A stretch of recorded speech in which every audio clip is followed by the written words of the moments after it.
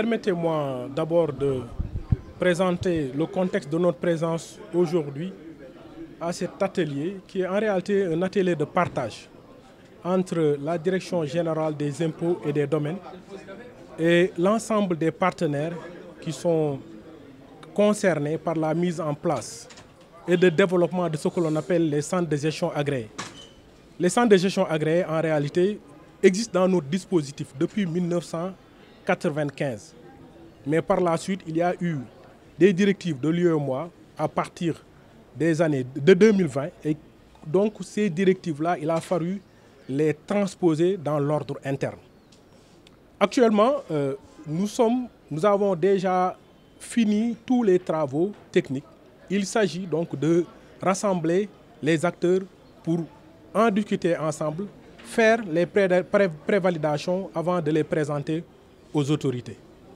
Les CGA, donc, ce sont des centres de gestion agréés qui sont mis en place pour accompagner les petites et moyennes entreprises pour tout ce qui concerne les aspects fiscaux, les aspects comptables, les aspects juridiques, les accompagner dans les démarches au niveau de l'administration fiscale notamment, et c'est assorti d'un certain nombre d'avantages qui va rendre ce dispositif-là beaucoup plus incitatif pour les entreprises.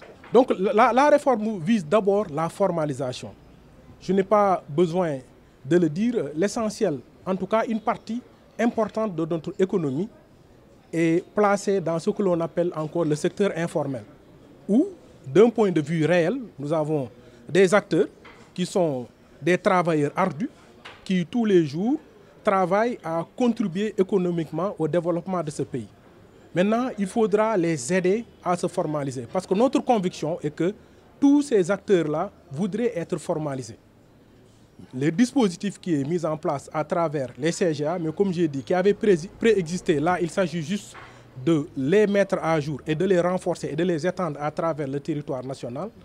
Donc ce dispositif-là va leur faciliter cette formalisation-là, va les accompagner dans leur contact quotidien avec les différentes administrations.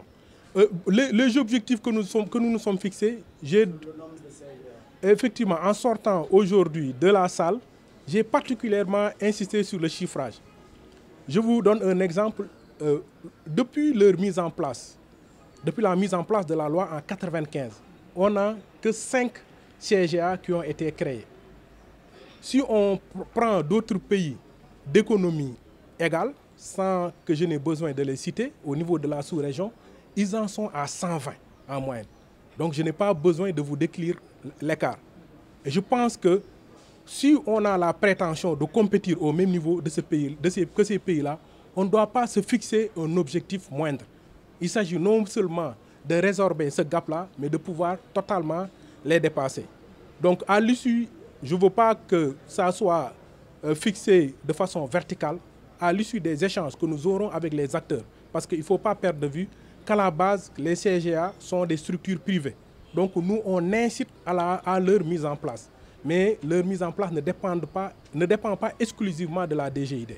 Donc au sortir de cet atelier-là, il faudra que l'ensemble des acteurs, de concert avec la DGID, que l'on puisse se fixer des objectifs précis en termes de création de centres de gestion agréés, mais également au vu du potentiel qui existe, comment avoir un nombre d'adhérents critiques. Effectivement, mais le paiement des impôts, comme je l'ai dit tout à l'heure, n'intervient qu'en bout de chaîne.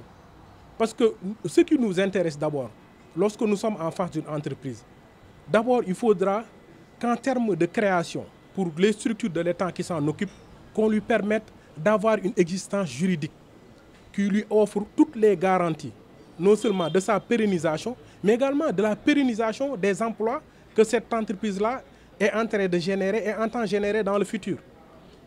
Du point de vue de la fiscalité, nous, ce que l'on apporte d'abord, c'est faire de sorte qu'au niveau de cette entreprise-là, qu'elle soit identifiée, parce que le numéro d'identification fiscale que nous avons au Sénégal, c'est le NINEA. Dans d'autres pays, ils ont des NIF, c'est-à-dire des numéros d'identification fiscale. Sauf qu'au Sénégal, on a un objectif beaucoup plus transversal, donc on a un numéro d'identification nationale des entreprises et associations. Et que avec ce numéro-là, l'idée, c'est que vous puissiez, d'un point de vue économique, faire beaucoup de choses et même au-delà de la fiscalité. Et donc, pour ces entreprises-là, d'abord, le premier pas, c'est de faire de sorte qu'elles soient formalisées et qu'elles soient rassurées par rapport à leur existence juridique. La fiscalité, comme je l'ai dit, c'est une conséquence. Quand l'entreprise va se formaliser, quand l'entreprise va développer une activité et que cette activité-là va générer de la richesse, naturellement, cette entreprise, dans ses interactions avec les autres, va collecter de la TVA et vous la reverser. Dans son travail de recrutement et de pérennisation de l'emploi, va opérer des retenues sur les salaires ou bien sur les prestations payées et va reverser ça à l'État du Sénégal. Et dans les profits qu'elle va réaliser, naturellement, ce sera avec fierté que cette entreprise-là voudrait contribuer quand même à la mise en place des moyens qui vont permettre à l'État de prendre en charge efficacement les besoins des citoyens. Donc le premier pan, c'est la formalisation. La fiscalité, c'est une conséquence. Je crois qu'il y a un problème de communication. J'estime qu'on n'a pas assez communiqué sur le dispositif. Non seulement sur son existence, pour que tous les acteurs soient au courant de l'existence des centres de gestion agréés et des avantages que cela offre au plan administratif, au plan juridique, au plan comptable et au plan fiscal en termes d'avantages qui sont accordés. C'est pourquoi j'ai particulièrement insisté aujourd'hui, en clôturant mon propos, sur le fait qu'il ne fallait pas céder au fétichisme des textes. Il ne faut pas simplement mettre en place une loi, mettre en place un décret qui l'applique et sortir et croire que ça va s'appliquer d'elle-même. Il faudra que cette loi-là, que nous puissions nous la porter auprès des populations, qu'on puisse les sensibiliser et leur dire que, mais en adhérant à ces centres de gestion agréés, en tant qu'acteur, vous aurez tel avantage, tel autre avantage. Ça, c'est un travail de communication, pour moi, qui a manqué.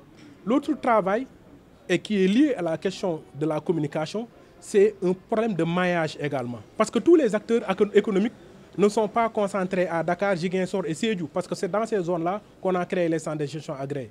Il va falloir qu'à travers le territoire national, puisqu'on parle de petites et moyennes entreprises, et dans chacun de ces, au niveau de chacune de ces régions-là, il y a un travail économique qui est en train d'être fait par les acteurs. Il faudra que les centres de gestion agréés puissent éclore et permettre d'accompagner la population. Donc il y a un problème de maillage également que nous devons régler. Si on règle ces questions-là et qu'on puisse les assortir d'un travail d'évaluation périodique pour voir où est-ce que nous en sommes, je pense que nous allons passer de la situation peu enviable où nous nous situons à une situation reluisante dans quelques années.